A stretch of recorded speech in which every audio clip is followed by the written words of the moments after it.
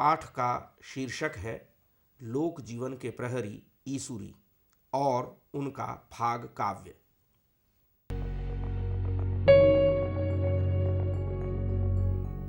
इस पाठ के अध्ययन के उपरांत आप लोक साहित्य साधकों की भूमिका की व्याख्या कर सकेंगे, लोक जीवन के प्रहरियों की मूल प्रकृति का परिचय दे सकेंगे, ईसुरी के जीवन और व्यक्तित्व से परिचित हो सकेंगे, लोक काव्य रूप फाग को समझ सकेंगे और ईसुरी के फाग काव्य का विवेचन कर सकेंगे।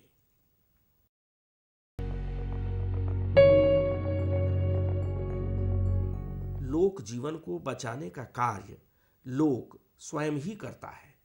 लोक समाज, लोक संस्कृति और लोक अभिव्यक्ति के विविध पहलुओं को अपने सहज विचारों, नैसर्गिक भावों और सामूहिकता की गतिविधियों द्वारा बचाए रखने के लिए सचेष्ट रहता है।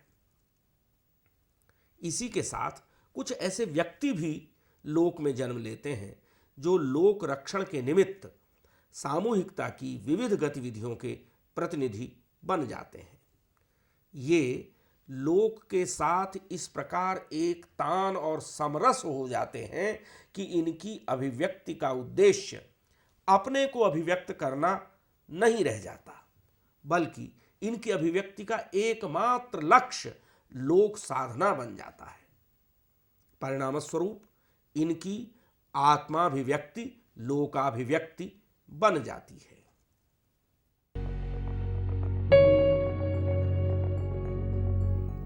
ऐसे व्यक्ति सही अर्थ में लोक जीवन के प्रहरी होते हैं और इनकी समस्त अभिव्यक्तियां एवं गतिविधियां लोक रक्षण के निमित्त होती हैं।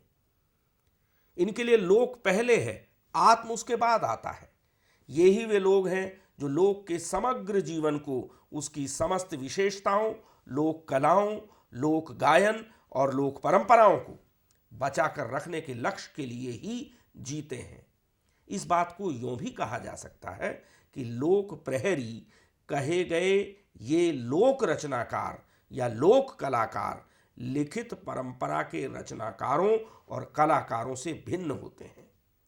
इस भिन्नता का आधार यह है कि लिखित परंपरा के साहित्यकार जहां लोक और उसकी सामग्री का अपने साहित्य सृजन में साधन के रूप में उपयोग करते हैं, वहीं इसके विपरीत लोक जीवन के प्रहरी लोक साहित्यकार के लिए लोक और उसकी समस्त सामग्री साध्य होती है।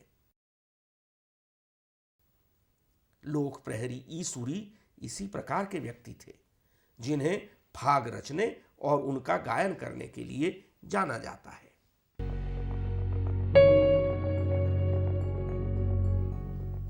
उत्तर प्रदेश में झांसी जिले के कस्बे मऊ रानीपुर में एक गांव है मेंढकी। इस गांव के निवासी पंडित भोलेराम अरजरिया तिवारी के घर सन 1838 ईस्वी अर्थात संवत 1895 विक्रमी में चैत्र मास की शुक्ल पक्ष की 10वीं तिथि को ईसुरी का जन्म हुआ। इन्हें ईसुरी प्रसाद, ईश्वरी प्रसाद और हरताल ईसुरी नामों से भी जाना जाता है। ईसुरी अपने माता पिता की अंतिम संतान होने के कारण बहुत लाडले थे। पढ़ने लिखने में बचपन में उनकी कोई खास रुचि नहीं थी। उधर उनके मामा निस्संतान थे और ईसुरी को बहुत चाहते थे, इसलिए ईसुरी को प्रायः मामा के घर जाकर रहना पड़ता था। इस तरह उनका बचपन लाड़ प्यार और आनंद में ही बीता। बड़े होने पर ईसुरी को आजीविका के लिए नौकरी करनी पड़ी।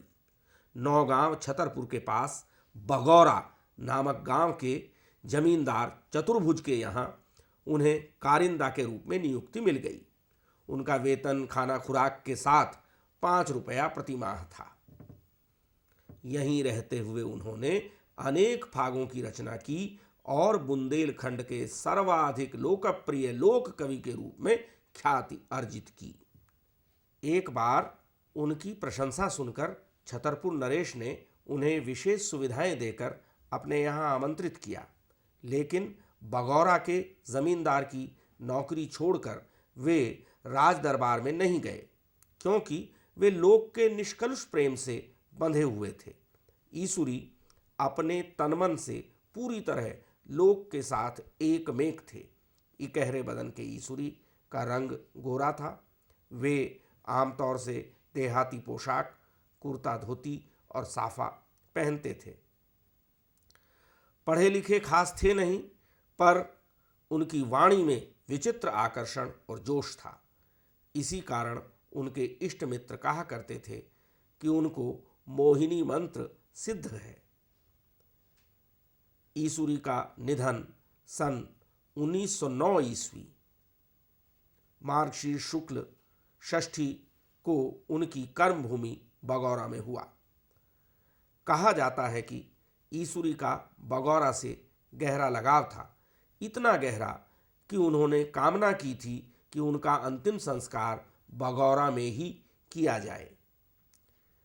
यारो इतनी जस ले लीजो, चिता अंत ना कीजो, चलत सिरम को बहत पसीना, भसम को अंतस भींजो, निगतन खुदय चेटका लातन, उन लातन मन रीजो, बेसुसती ना होय रात दिन, जिनके ऊपर सींजो, गंगा जू लो मरे ईसुरी, दाग बगौरा दीजो, दाग बगौरा दीजो।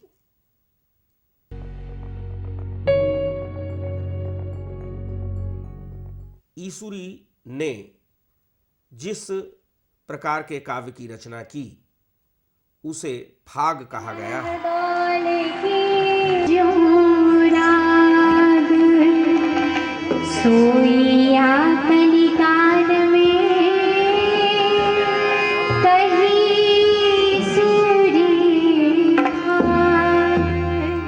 यहाँ यह प्रश्न सहज है कि फाग से अभिप्राय क्या है।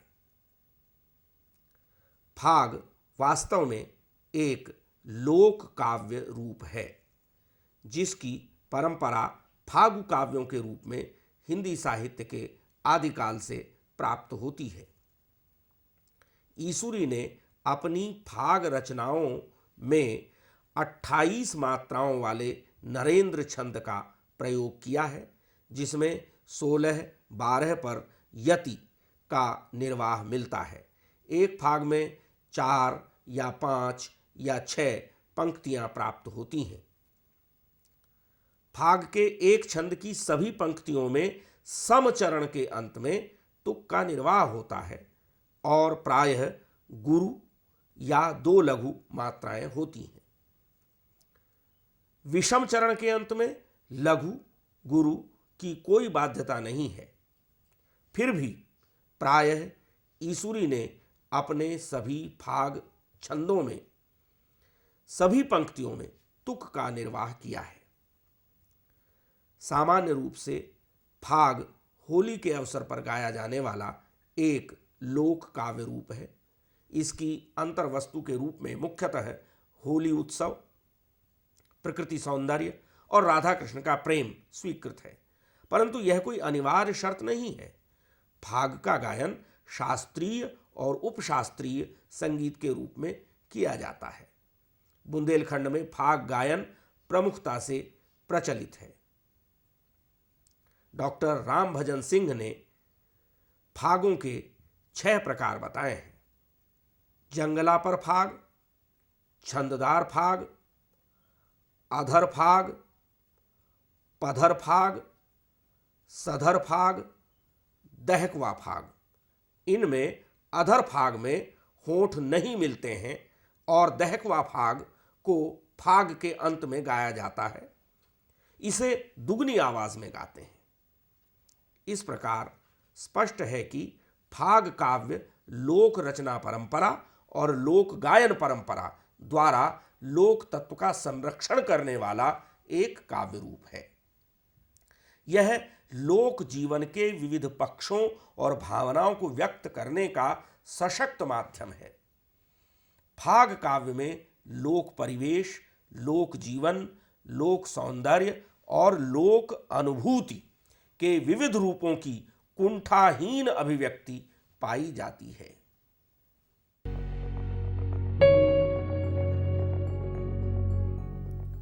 फाग कवि ईसुरी ने अनेक फागों की रचना की जो गेय परंपरा के कारण लोक कंठ में सुरक्षित हैं। ईसुरी की ये रचनाएं उनके निधन के लगभग 20 वर्ष बाद संकलित की गईं। 1931 से 1941 की अवधि में कुंवर दुर्ग सिंह ने इन रचनाओं को पहल संकलित किया। ईसुरी के गांव के लोगों से सुनकर इलाशंकर गुहा ने भी उनके फाग संकलित किए हैं। इसी प्रकार गौरीशंकर द्विवेदी ने भी ईसुरी के फागों का संकलन तैयार किया है। इन फागों की विशेषता यह है कि इनमें बुंदेली लोक जीवन अपनी सांस्कृतिक और सामाजिक विशेषताओं और लोक परंपरा के साथ जीवंत रूप में उपस्थित है। ईसुरी ने अपनी फाग रचनाओं में श्रृंगार, भक्ति, हास्य, उपदेश आदि का समावेश करते हुए बुंदेलखंड के देशज और ग्रामीण मूल्यों और परंपराओं का स्वाभाविकता और अपनेपन के साथ चित्रण किया है। ईसुरी का लोक ज्ञान और अनुभव बहुत प्रशस्त था और लोक संवेदना बहुत गहरी थी। उनकी रचनाओं में बुंदेली लोक जीवन की सरसता, मादकता और सरलता एक साथ झलकती है। उल्लेखनीय है कि ईसुरी की अनेक रचनाएं रजऊ नामक काल्पनिक प्रेमिका को संबोधित हैं, जो एक तरफ लौकिक श्रृंगार से युक्त हैं तो दूसरी ओर भक्ति और अध्यात्म के क्षितिज का भी स्पर्श करती प्रतीत होती हैं। राधा कृष्ण का प्रेम ईसुरी के प्रेम का आदर्श है। उन्होंने अपनी प्रेमिका के साथ अपना संबंध राधा माधव जैसा माना है। नैया रजऊ काऊ के घर में, बिरथा कोई न भर में, सब में है सबसे है न्यारी, सब ठौरन में भर में, कौ कै अलख खलक की बातें लखी न जाए नजर में, ईसुर गिरधर रय राधे में, राधे रय गिरधर में, ईसुर गिरधर रय राधे में, राधे रय गिरधर में।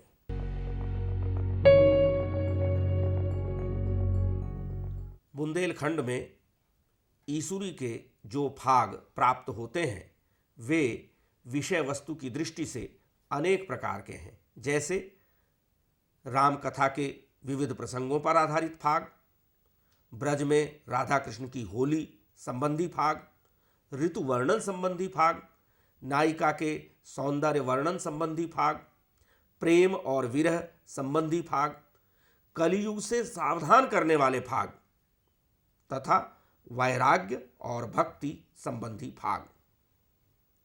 अब इनमें से कुछ फागों की चर्चा की जाएगी।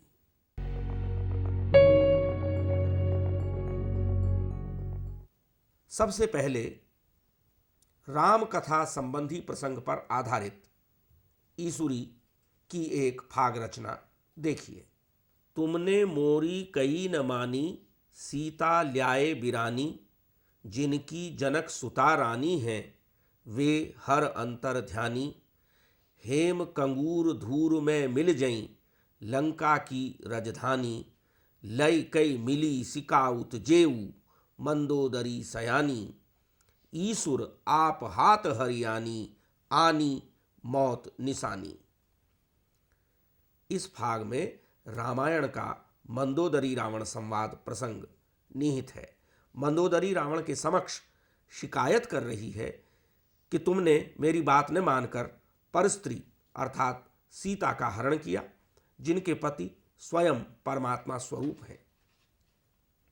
तुम्हारे इस अनैतिक कार्य के कारण अब राजधानी लंका के स्वर्ण शिखर धूलि धूसरित हो जाएंगे। ईसुरी कहते हैं कि रावण अपने हाथों सीता के रूप में अपनी सुनिश्चित मृत्यु को ही उठाकर लाया था। एक अन्य भाग में मेघनाद की शक्ति द्वारा लक्ष्मण के मूर्छित होने और हनुमान के संजीवनी बूटी लेकर आने में विलंब होने पर राम के विलाप का वर्णन है। जे कऊ बीत जामनी जई है, काकू मोसे कई है। मरे धरे लक्ष्मण हम देखे, जियत राम ना रही है। सुन तन विपत अबध में पर है, जनक सुता तज दई है। फिर पाछे के मूर सजीवन, लये जात को खई है। ईसुर हनुमान दय हूं के, थोरी रात अबई है। इस करुण प्रसंग में राम कह रहे हैं कि यदि रात बीत गई तो लोग मुझे क्या कहेंगे। अगर लक्ष्मण की मृत्यु हो गई तो मैं भी जीवित नहीं रहूंगा। हम दोनों की मृत्यु का समाचार सुनकर सीता भी प्राण त्याग देंगी और अयोध्या भी संकट में पड़ जाएगी। हम सबके मरने के बाद संजीवनी बूटी आएगी तो उसे कौन खाएगा। ईसुरी कहते हैं कि उसी समय हनुमान के आगमन की सूचना उनकी इस हुंकार से प्राप्त हुई कि अभी थोड़ी रात बाकी है।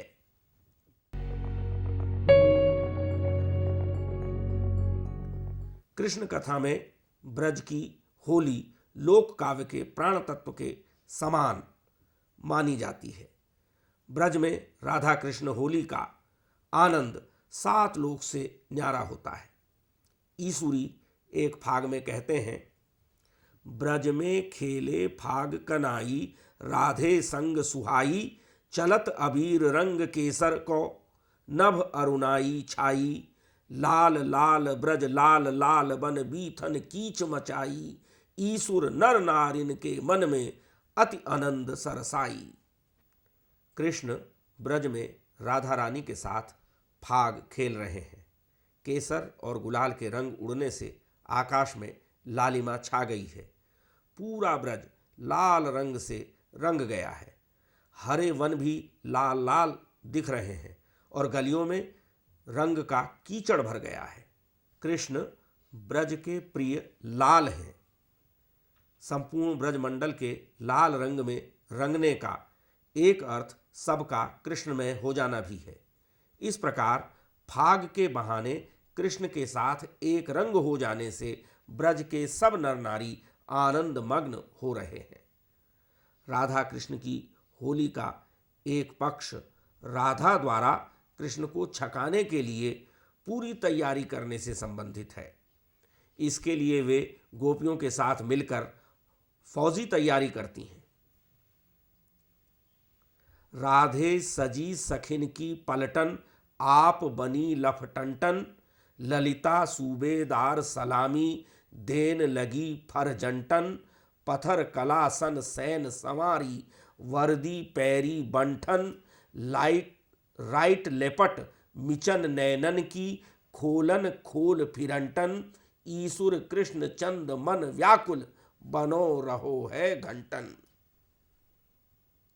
बुंदेलखंडी लोक जीवन की सहज मस्ती और हास्य प्रियता इस फाग में झलकती है। होली के अवसर पर कृष्ण को छकाने के लिए राधिका जी ने सखियों की पलटन बनाई है और स्वयं उसकी लेफ्टिनेंट बनी हुई हैं। ललिता जी इस फौज की सूबेदार हैं और मुस्तैदी से सलामी दे रही हैं। उन्होंने अपनी सेना को भली प्रकार प्रशिक्षित किया है और वर्दी पहनकर खूब बनी ठनी है। फौज की भांति मार्च करते हुए दाएं बाएं आंखों ही आंखों में संकेत करते हुए वे कृष्ण को रंगने के लिए मोर्चाबंदी करके तैयार हैं। दूसरी ओर कृष्ण भी होली खेलने के लिए व्याकुल मन से लंबे समय से तैयारी कर रहे हैं। यहाँ लोक कवि ने ब्रजबालाओं की फौज का वर्णन करने के लिए अंग्रेजी के शब्दों के जिस प्रकार विकृत अथवा लोकीकृत रूपों पलटन, लफटंटन, फरजंटन, राइट लेपट, फिरंटन का प्रयोग किया है, वह हंसी से लोटपोट करने वाला है।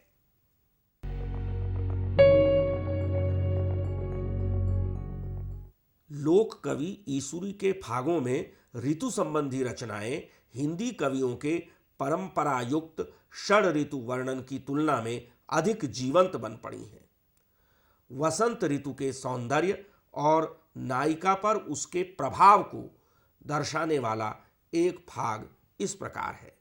अब दिन आए बसंती नीरे, ललित और रंग भीरे, टेसू और कदम फूले हैं कालिंदी के तीरे। बसते रात नदी नद तट पे, मजे में पंडा धीरे, ईसुर कात नार बिरहिन पे, पियू पियू रटत पपीरे, पियू पियू रटत पपीरे। यह भाग वसंत ऋतु के आगमन के संबंध में है। वसंतागम की वेला में प्रकृति रंग बदल रही है। यमुना के तट पर टेसू और कदम्ब फूल उठे हैं। शीत ऋतु के बीत जाने से लोग आनंद पूर्वक रात्रि में भी नदी तट पर विहार करते हैं, लेकिन अपने प्रिय से बिछड़ी हुई विरहिणी नायिका और पपीहा पक्षी रात भर प्रिय को पुकारते हैं। इसी प्रकार वर्षा ऋतु भी इस लोक कवि के भागों में विलक्षण रूप तथा प्रभाव के साथ उपस्थित है। हम पे बैरिन बरसा आई, हमें बचा ले उमाई, चढ़ के अटा घटा ना देखें, पटा देऊ अंगनाई, बारादरी दौरियन में हो, पवन न जावे पाई, जे द्रुम कटा छटा फुल भगिया, हटा देऊ हरियाई, पिय जस गाय सुनाओ, न ईसुर जो जिए चाओ भलाई। वर्षा ऋतु में विरहिणी नायिका की पीड़ा को इस भाग में विरहिणी के शब्दों में वर्णित किया गया है। विरहिणी नायिका सखियों से अनुरोध करती है कि किसी भी प्रकार उसे बैरन वर्षा से बचा ले। वह अन्य युवतियों की भांति अटारी पर चढ़कर बादलों को नहीं देखना चाहती, क्योंकि उसका प्रिय उसके साथ नहीं है। वह इतनी रुष्ट है कि वृक्षों, फुलवारियों और हरियाली से चिढ़ रही है, क्योंकि ये सब उसकी विरह वेदना को बढ़ाते हैं। वर्षा ऋतु के मादक सौंदर्य का वर्णन करने वाले फाग गाकर युवतियों के मन में प्रिय मिलन की आकांक्षा जगाने वाले ईसुरी को भी वह सावधान करती है कि यदि अपना भला चाहते हो तो वर्षा ऋतु के स्थान पर मेरे प्रिय का यश सुनाओ।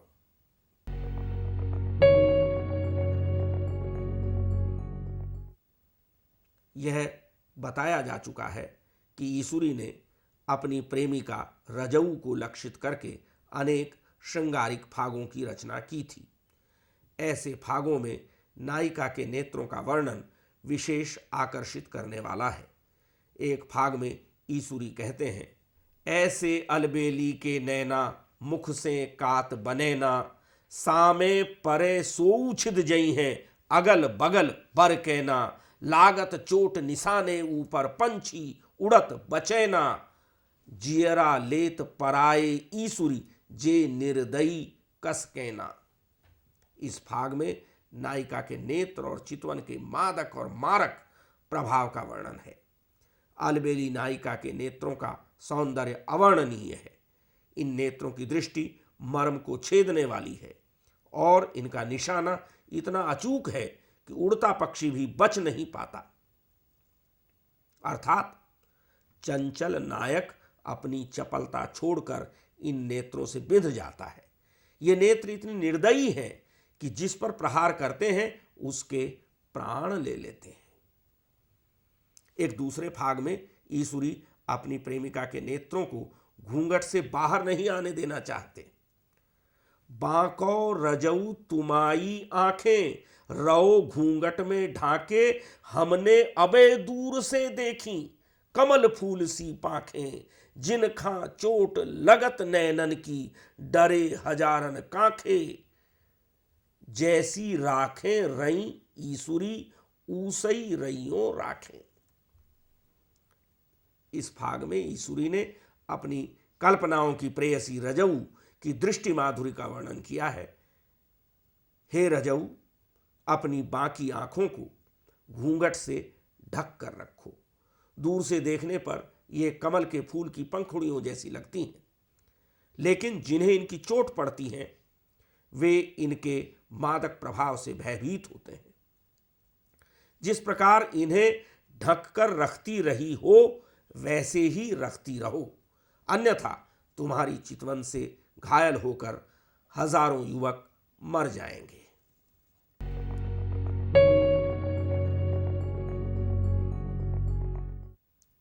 इस संपूर्ण चर्चा के आधार पर हम इस निष्कर्ष पर पहुंचते हैं कि लोक जीवन के कुछ ऐसे प्रहरी होते हैं जो अपने प्रयासों से लोक के लोकत्व को रक्षित भी करते हैं और विकसित भी।